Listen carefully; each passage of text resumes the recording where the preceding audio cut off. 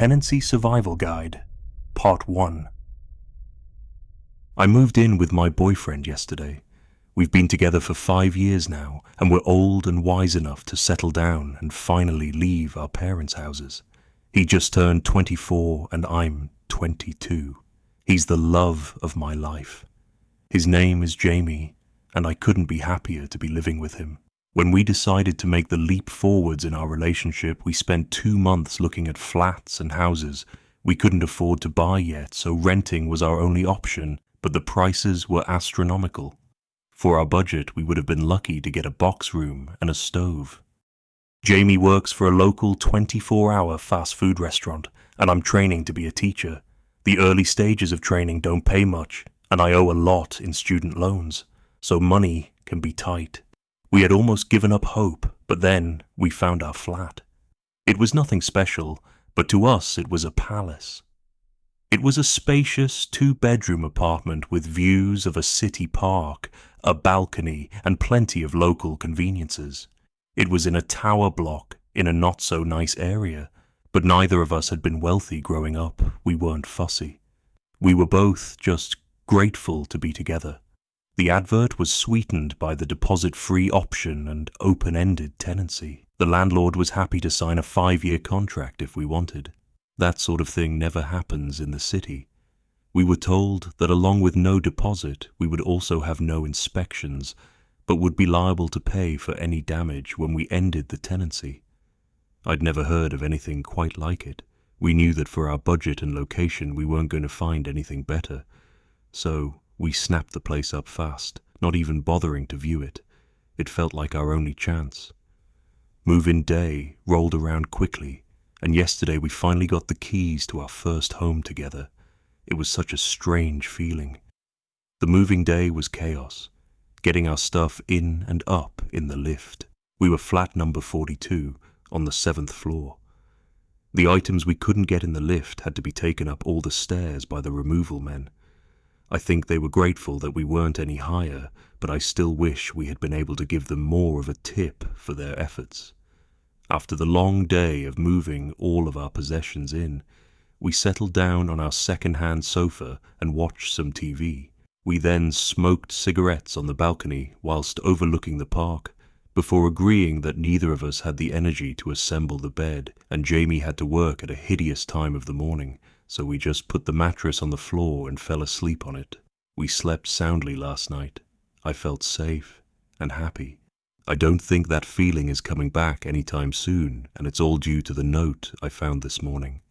I found it in the kitchen, having a coffee, hours after Jamie had left for his early shift at work. It was in one of the cupboards that were fixed to the wall. There were a bunch of useful items from the previous tenant. Spare keys to the flat, a set of tiny keys that locked and unlocked the windows, necessary for those with kids this high up, spare smoke alarm batteries, and a folded-up piece of paper. The piece of paper turned out to be a note, which was handwritten with "New Occupier of Flat 42" in beautiful cursive on the blank side. I opened it up and sat down to read. I can't really describe it to you, so I'm going to share exactly what it said. Dear new occupier, firstly, welcome to your new home. I lived here before you for 35 years with my husband. Unfortunately, he had an incident at home recently that claimed his life. I'd rather not get into the details. My sister has now decided I can't keep up with the demands of the property and has insisted that I move in with her and her husband. I was reluctant at first, but the stairs do kill me at my age, and without Bernie it's filled with sadness. Anyway, when you've lived somewhere for as long as I have, it feels like a person that you know. You understand its personality and what makes it tick. I thought it was probably pertinent that I impart some of that knowledge on you. It's a wonderful home. Honestly, I have lived through the best and worst years, and leaving it behind is very emotional. But if you are to survive and get the best out of living here, then there are some rules that you need to follow. Rule 1. The landlord will never bother you. He doesn't visit, call, or communicate in any way. But make sure to pay your rent in a timely fashion. I have only dealt with him once in 35 years, and let's just say I always paid on time after that. Any repairs require you speak to the agent that you rented the place with. 2. Do not use the communal lift between 1:11 a.m. and 3:33 a.m. Just don't do it. This step is vital if you are to have a happy life here. It really is life or death. Don't do it. This has cost me and many others in the building greatly, and I would rather not elaborate on why you shouldn't do this. Just please don't do it. I cannot stress this enough. 3. When you hear the strange animal noises coming from flat 48, don't question it. Mr. Prentice lives there, and he's a lovely chap. Don't be afraid to say hello to him in the corridor or on the stairs. He's old school, so he never risks the lift. But whatever you do, don't check on him when you hear the noises. You'll know when you hear them. 4. If you ever come across a window cleaner on the balcony, ignore him. He may seem like the nicest fellow you've ever had trying to sell you something at the door, but it really is best that you don't engage. He will go away if you ignore him. But he tries pretty hard the first few times, so you'll need to be firm. Whatever you do, don't offer him anything. No money, no hot drink. 5. Don't leave food scraps out. Bin or refrigerate them immediately. If you have small animals, it is imperative that you watch them eat and take away any leftover food immediately after they are done. This and Rule 2 go hand in hand. The things forage all day and seem to really love animal feed. You don't want them in your flat, I promise. You can leave what you want out between 1:11 a.m. and 3:33 a.m., so you may want to feed your pets then. 6. Don't communicate with any neighbors who claim to come from flats 65 to 72. These flats suffered a fire in the late 80s that devastated the whole floor. All the residents died in their homes. The building was mostly council-owned at the time, and they never bothered to renovate the flats. They've been empty ever since. But every now and again, someone will knock at your door claiming to live in one of these flats and ask to borrow some sugar. They will seem entirely average, but you must shut and lock the door immediately. I installed 2 extra security bolts to avoid these fuckers. I don't like to swear at my age, but they really are fuckers. 7. Simple one for you here. Keep a weapon in each room. Sometimes you follow all these steps and something still slips through the net. Better to be safe than sorry. 8. The building has a committee that will try and get you to join. It's one of those neighbors groups about improving living conditions for all residents. It's a nice group, and the lady who runs it, Terry from flat 26, is a fantastic neighbor. By all means get involved, but I wouldn't recommend babysitting Terry's 2 children. She'll ask you because the poor woman needs a break, but if you accept, don't say I didn't warn you. 9. Stray hairless cats sometimes roam in the hallway. I know they're supposedly a special, expensive breed, but they don't belong to anyone. They're mostly harmless, but don't pick them up. Not unless you see one of those neighbors that claims to live in 65 to 72. Then grab the cat and lock it inside with you. It'll burn your skin a little, but the cats are friendly and I wouldn't want to see them hurt. 10. There is no way to fix the damp patch on the ceiling in the bedroom. Sometimes it will turn a deep crimson and look quite concerning. But please, try not to be alarmed. It doesn't drip, it doesn't get any bigger, and it's been there longer than I have. The landlord won't budge on it. According the agents, I flagged it many times, even called the police the first night it changed colour, but it was a waste of time and it will be for you too. It's best to ignore it. 11. You can trust the postman. His name is Ian, and he's been the postman since before I moved in. He has his own key to the main door and delivers post to the door every morning at 8:54 a.m. I can't include everything here, or it would become a novel, but if you have any questions, Ian will help you. 12. Finally, the first few weeks are the worst. You'll feel like you've made a mistake. I'm sure reading this you already do. But if you can get through the first few weeks, it really is a lovely block to live in. Every property has its quirks, and this one is a little extra special, but you can be truly happy here if you just take my advice. I wish you all the best. I really do. Yours truly, Mrs. Prudence Hemmings. I didn't really know what to think after reading the note. Hopefully it was some sort of joke, but the agent had said the previous tenant was an elderly lady, and I can't see anyone named Prudence Hemmings attempting to play practical jokes on someone they'd never met. There were also parts of the note I couldn't disprove. There was indeed a large damp patch above the bed that me and Jamie had already discussed reporting. No crimson, but it definitely existed. I had also commented on a beautiful Sphinx cat roaming the halls as we were moving in. I started to get seriously freaked out. Our dream, our beautiful little home, had just become a source of fear and confusion. I checked the time and it was 9:14 a.m. Damn it. I was out of time to catch postman Ian. When I opened the door to check, sure enough, 2 letters addressed to a Mrs. Hemmings sat on the doorstep. At about 11:15 a.m., my worst fears were truly confirmed when a friendly middle-aged man carrying window cleaning equipment knocked on my balcony door. I ignored him. I didn't want to take the risk until I'd spoken to Jamie and showed him the note. I texted him already to rush home. I felt bad as the man rapped his knuckles against the door for over 10 minutes. But honestly, the longer it went on, the more I was terrified. My windows were sparkling, and due to our lack of curtains, I couldn't even hide from his gaze. I felt so exposed. He stayed for a total of 30 minutes exactly, and never once did he stop looking at me or knocking. He shouted the occasional ultra-friendly line or humble request for a beverage in the heat through the door, but I did my best to avoid eye contact. When he finally left, I looked outside every window in the flat, but I couldn't see him on any of the other balconies, or see any equipment suggesting that he was around. He had just vanished. Jamie still hadn't texted me back. He must have been having a rough shift. It was a Friday, and they were always busy on Fridays. It wasn't often that he didn't reply, but he was due home in around an hour, so I didn't get too concerned about it. I read the note several times, then read it some more. I tortured myself reading it for the next hour. I was desperately waiting for Jamie to come through the door to tell me it was all crazy and I should relax. But Jamie never came. His shift should have finished around midday, but by 2 p.m. he still wasn't home. I panicked. I cried.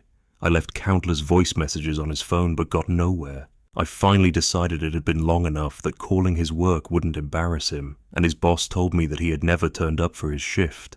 I thought about it, what could have happened, and then it hit me. Jamie's shift started at 4 a.m. today. He would have left the flat at 3:15 a.m. and taken the lift down to the ground floor. I didn't know what to do. I tried to convince myself it was all just a big joke. Maybe Jamie wrote the note and got his boss in on it. A voice in my head kept telling me that he couldn't write like that if he tried, but I had to attempt to fool myself. And so I waited.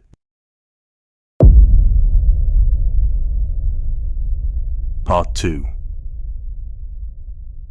So much has happened in the last 24 hours.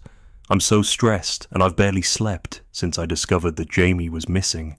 It's starting to make me feel a little twitchy, but I thought I'd better update you guys. I was overwhelmed by all the suggestions you gave me, and have taken more than a few of them on board. I'm definitely going to be getting a huge planter full of sage for the balcony, and I did spill a little salt in my doorway. I'm sorry to disappoint, but that didn't help at all. There's nothing I'm following quite like Mrs. Hemmings' rules. I've followed them to the letter so far, and lo and behold, I'm still alive. That's not to say it hasn't been tough, but let me explain, starting from the beginning. I was going crazy, and a few hours after my last post, Jamie still hadn't returned. He had been gone for almost 24 hours. His work have called me multiple times.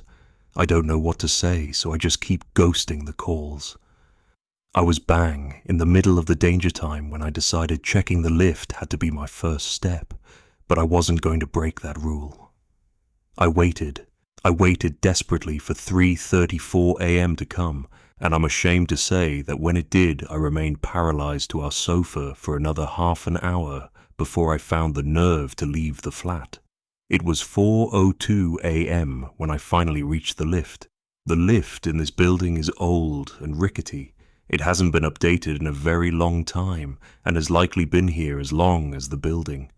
Its big, clunky buttons stared back at me as I glared at them, hoping for some sort of answer or clue. My heart thumped, and I was overcome with a feeling of dread, but nothing came of any of it. It was hopeless. I stepped inside the lift, rode it up and down a few floors, and searched the entire perimeter with my phone torch for anything I could find. I found nothing. Jamie had just vanished. Sobbing and exhausted, I rode back to floor 7 and turned my key in flat 42, the perfect home that felt anything but home at that point. I sat at the cheap flat-pack dining table we'd managed to put together on move-in day and cried, my hands shaking as I held my phone. I was flitting between reading all your comments and contemplating calling the police for an hour, but I decided to call my friend Georgia instead. I needed a real person here. Things were so crazy I wasn't sure the police would be able to help with what little information I had, but I knew I needed to sound it out with someone. I'll spare you the details again, but I told her everything. She promised she'd be with me in the late morning. She had to take her younger brother to school. I waited anxiously, not before arming every room exactly as advised. Before I knew it, I looked at the clock, and it was 8:23 a.m. I had around half an hour until the postman was due to show up. There was no way I was missing him today. I stood by the door looking vacantly at the wood, like someone in a film who was possessed. The exhaustion was really setting in, but Jamie was all I could think of. Pure adrenaline was keeping me standing. At 8:52 a.m. I opened the door. The next 2 minutes were the longest of my life, but when I saw him, a wave of relief swept my entire body. Right on cue, at 8:54 a.m. the postman, Ian, stood in front of me, a smile that barely hid his concern covering his younger-than-expected face. He didn't look old enough to have been the postman for over 35 years, but I was too distracted by the answers that I needed from him to care. "You must be the new tenant," he stated, but in a way that it sounded like a question. I struggled with my answer, so I got straight to the point.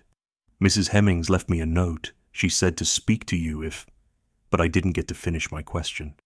He interrupted me by asking, "Can I come in, dear? I think we need to chat." I ushered Ian in, my hands still shaking as I flapped them in the direction of the sofa, gesturing for him to sit down. I shoved the now slightly crumpled note into his lap and waited. "I'm glad Prue still thinks that highly of me. I will miss that old girl," he said with a coy smile as he reached the end of the note. "Can you help me or not?" I had no time for his ego trip over a moved-on neighbor. "I can help, but I can't stop for long, so it'll have to be quick. I've walked these halls delivering the post for 40 years. I've seen it all, everything Prue's mentioned and more. What do you need to know?" he said. Ian was nothing like what I expected. The note made me feel like he was going to be a kindly, old granddad-type figure, but I couldn't have been more wrong. Postman Ian spoke with a thick city accent and wore a heavy gold chain around his tattooed neck. He had dyed his greying hair jet black. His demeanor was thankfully non-threatening, but extraordinarily cocky. He was the sort of man I imagined in a betting shop, rubbing his grubby hands on notes as he bragged over a win. He didn't ask as he lit a cigarette in my living room. I didn't question it. We would usually smoke outside, but I wasn't going to argue over technicalities. I grabbed a bowl for the ash and lit one too. "Let's start with the things in the lift," I started. "My boyfriend is missing, and he took the lift at 3:15 over 24 hours ago. We hadn't got the note by that point, so we didn't know any of the rules. I haven't heard from him since. Please, I need to get him back." I pleaded with him. This was a person that could help me. I knew it. But nothing prepared me for what he said. His skin turned pale and his harsh-looking face became more sympathetic as he explained. "He's dead, love. Forget about him now. Only one person has ever come back from the lift at that time of night, and it was Prue herself," he said. After a brief pause, he continued. "After she witnessed those creatures ripping their victim apart, poor Prue was incredibly traumatized.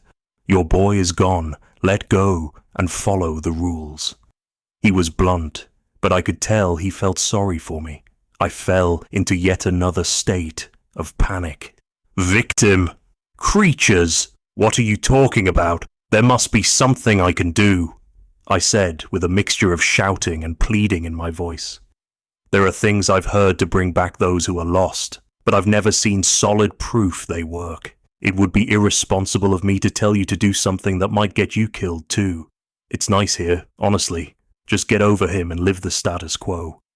Sorry if I sound harsh. I don't mean to, but you seem like a decent young lady, and I don't want to see you go too soon." I asked about what Mrs. Hemmings had seen in the lift, and if they were sure it happened to all who entered it. I refused to believe that Jamie was dead. There had to be something I could do, and if I knew what I was dealing with, I could be better prepared. He explained, "What happened to Mrs. Hemmings was awful. I wasn't there, but this is what I was told." He took a deep breath and then shared the story with me. "Little Lila was such a cute kid. She used to open the door and give me a tip when I delivered the post. She was Prue's granddaughter. Lila was her son's little girl, and that night she was staying over for the first time.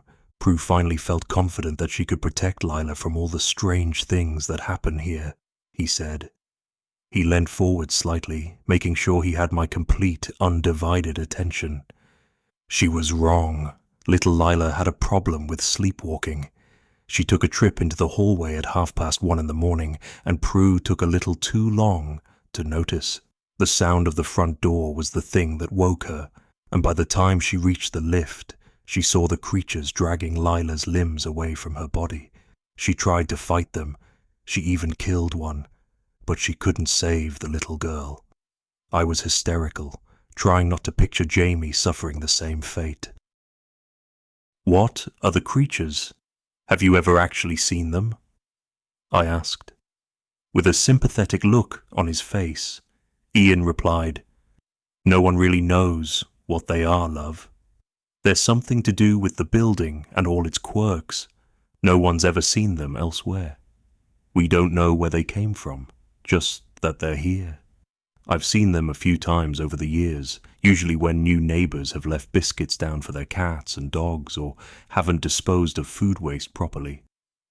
Ian looked around the room as if he was searching for something in the depths of his mind. "They're curious little creatures, you know. They're mostly harmless outside of the hours which Prue warned you about, but if they're fed, they can become quite vicious. If they find food, it puts them into a kind of frenzy. They go berserk looking for more food and will not let anything or anyone get in their way. That's why you have to bin all your scraps, or hide them or whatever. Just don't leave them out and don't use the lift at those times, and you're safe from the creatures." Ian paused for breath, then continued. "They're a little smaller than humans, but they're a similar shape.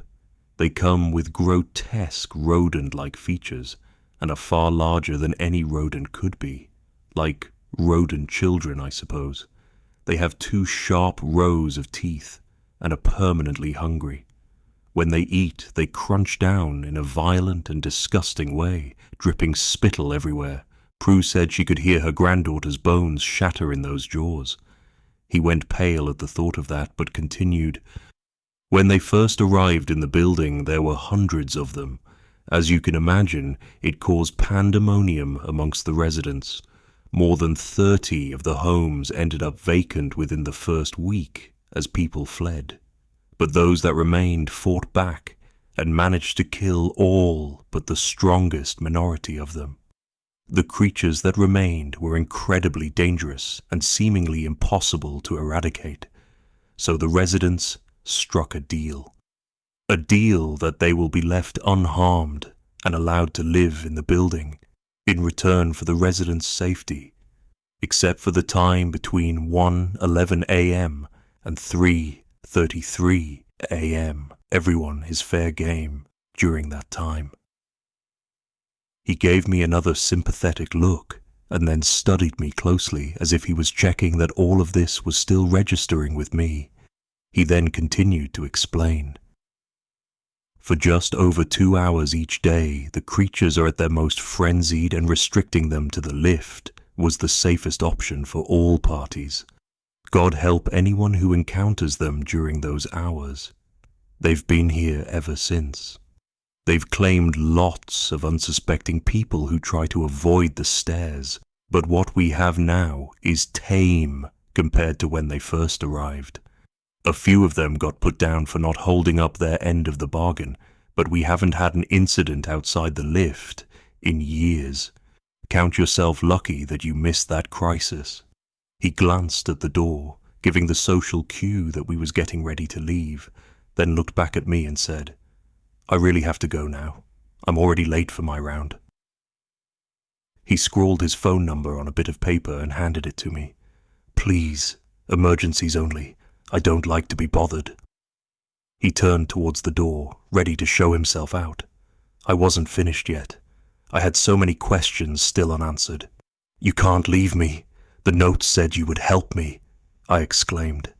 He snapped back, and I will. When there's something I can help with. I can't resurrect your boyfriend, and I don't like to be late delivering the post. I will see you soon, love."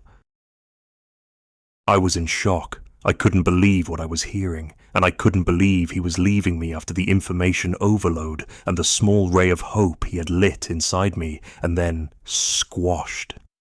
"I'll call the police," I shouted, desperate to feel as if I was solving this somehow. "You can try if you want." Ian sighed as he opened the door to leave. "It just aggravates the creatures, and it isn't going to bring your boy back. Mr. Prentice hates it when police come too. If you want to get any sleep in the next week, then I'd avoid it. Wait a week, report him missing, and learn to adapt to life here, or you'll be dead in days." And with that, he shut the door behind him. I opened it again. I had so much more to ask, but he was gone. No sign of him anywhere in the corridor. Maybe it was me losing my mind. I might be imagining all these things. But no matter how much I willed it, the note was still there, and Jamie wasn't. Georgia arrived not long after Ian had left. I, of course, asked if she had seen Ian in the corridor, to try and affirm to myself that he was real. But she hadn't seen anyone. She looked at me worried and held me as I sobbed, and recalled to her everything that the postman had said, including what he said about Jamie and the creatures. I wasn't sure she believed me. Even as she read the note, she looked skeptical. If she was skeptical, I wouldn't have blamed her, but she had always been supportive. She sat with me for hours while I just sobbed, heartbroken. I was so conflicted as to what to do. It felt insane that I hadn't contacted anybody, but this note had turned out to be accurate so far, and if the postman was to be trusted, then I should wait. Georgia had been my best friend for many years. She stuck up for me when I was too scared to do it for myself, and had always been the brave one of the two of us. I felt safe around her, so after hours of crying and despairing at the way my life had changed in a matter of days, the lack of sleep was clouding my judgment, and I knew that I needed to rest. Knowing that someone else was there was comforting, and she agreed to stay with me whilst I tried to get a bit of sleep. She stayed and watched TV whilst I went to the bedroom to try and sleep. Despite the deprivation, I struggled to fall asleep. I tried to imagine Jamie's arms around me, but it became a more painful reminder that they probably never will be again. Eventually, after what felt like an eternity of staring at the damp patch on ceiling, I drifted off. About 3 hours ago, I woke up, staring at the goddamn damp patch on the ceiling, and could hear chatting in the living room. I jumped out of bed, rushed towards the living room. Could it be Jamie? Georgia was on the sofa with a middle-aged looking woman, Both of them were nursing a cup of tea in the matching mugs that Jamie had bought for us as a move-in present. The sight of that turned my stomach, but that wasn't important right now. Who was this woman? I cleared my throat to get their attention. Georgia looked towards me. "Oh, Katie, this is Natalia. She lives upstairs. We got chatting, so I made her a cup of tea. I hope you don't mind." I looked at the dark-haired woman on the sofa, drinking tea from my cup, and nodded. Georgia was a sociable idiot with no understanding of when to not be herself, but I wasn't going to lament her for it right now. "Of course. Hi, Natalia. What flat do you live in?" I tried my very best to be polite and neighborly. "Flat 71. It's so nice to meet you. You have a lovely home." Natalia responded. Her lips curled at the corners into a smile that wasn't replicated in her eyes or the rest of her facial expression. She looked at me smugly, with full knowledge that I was aware of the implications of what she had just said. The rules. The flat number. I thought back to what the rules said. Every now and again someone will knock at your door claiming to live in one of these flats and ask to borrow some sugar. They will seem entirely average, but you must shut and lock the door immediately. I installed 2 extra security bolts to avoid these fuckers. I don't like to swear at my age, but they really are fuckers. Prue's warning echoed in my mind. I couldn't take my eyes off Natalia. Something was really off about her. I looked at Georgia, sat on the sofa next to her, and noticed that she was sweating. Anyone in the UK knows that it's been hot for few days, but this sweat was beyond just the ambient temperature. Her entire body was dripping. Suddenly, she began to pant. Natalia's eyes were locked to mine just like the window cleaner's had been. Nothing happened before with the cleaner, except this time a rule had been broken. She was already in the flat. Georgia started to scream as her skin blistered and charred. Her hair fell from her scalp as the skin flaked and melted away from every inch of her. She was being burned alive without a flame in sight. She scratched frantically at her own melting face, digging into the exposed, raw flesh. The sound a person makes when they burn alive is like no other. That will never leave me. I screamed and screamed, but no one came to my door. I tried to grab my phone to call Postman Ian, but the wooden surface I had set it down on burned my fingers to the touch and forced me to recoil. She was going to set the whole flat alight. My actions needed to be quicker than a phone call. I grabbed hold of the large knife I had set down on the side earlier when weaponizing. The handle blistered my fingers instantly, but I didn't care. I needed to get her out now and help Georgia if I could. I ran towards the dark-haired lady, sweat dripping from my brow the closer I got, and plunged the knife into Natalia's throat. She barely reacted. She just gripped it and fell to the floor. She didn't bleed like a normal human, and her insides were black. She was still moving, and I figured it probably wouldn't be long before she stood right back up, so I dragged her into the hallway, ready to bolt the door as soon as I got back into the room. As we reached the entrance of the corridor, one of the cats was waiting, hissing at Natalia's semi-conscious body. I caught her eyes fixate on the cat as I dumped her on the floor. I grabbed the cat, pulled it inside, wincing as its skin caused more burns up my lower arms, then shut the door and watched through the peephole. She got up and held her hand to the wound, cauterizing it. Then just walked off towards the lift, as if she hadn't just been stabbed in the throat. It was like she had never been injured at all. I'd dropped the cat by that point, but every bit of naked skin it had touched throbbed and burned. I ran over to check on Georgia. She hadn't been as lucky as Natalia with injury recovery, but to my surprise she was still breathing, so I anonymously called an ambulance for her. She was badly burned, and her life wouldn't be the same again, but she was alive, and for that I was grateful. I had to get her out of the here right now, so I picked her up and headed for the lift. We were within the safe hours, so we took the lift down and hurried outside. Then I left her at the park across the road from the building. She's my best friend, and I want to be there with her, but if I own up to involvement in injuries that bad, they'll suspect me, and I lose the already slim chance that Jamie might be savable. It doesn't mean I don't care about Georgia, but she's alive. So now I'm alone again, in the flat, with no idea what to do next. I want to leave, so badly. But this was mine and Jamie's first home together. If he's alive and I can save him, then I want it to be here for him to come back to. And if he's dead and the postman is right, then I don't know if I can leave his memory behind. There's only one person I think could help me right now. So tonight, I'm going to do some research, and I'm going to find the one person who I think can help me. I am going to find Prudence Hemmings